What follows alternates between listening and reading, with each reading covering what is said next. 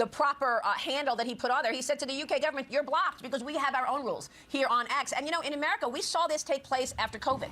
A lot of people questioned whether or not they wanted to get the vaccine, and the left comes up with these pejoratives, and suddenly you're canceled or you're ridiculed in the public square. If, you know, you're an anti-vaxxer, you're an election denier, these pejoratives, and all of a sudden you are shamed on the public square. Yeah, and I mean, Facebook are far worse. I mean, a lot of people, I'll put posts out on Facebook, factual posts about information I've discovered about, for example, the numbers crossing the English Channel by small boat, and people who like my Facebook posts get their accounts suspended.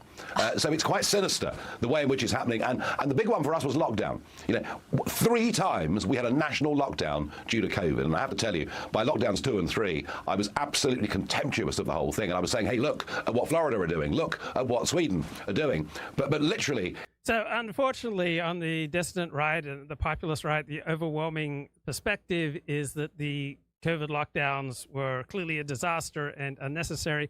Unfortunately, there don't seem to be meta-analyses and many academic studies that back up their perspective. So there's a dominant populist reaction to the taking away of freedoms.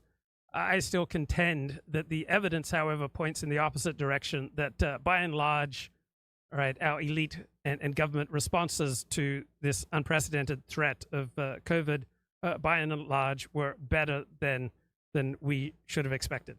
If you question lockdowns, if you say this is government taking excessive... Now, of course, I think you should be able to question lockdowns, question vaccines, question anything.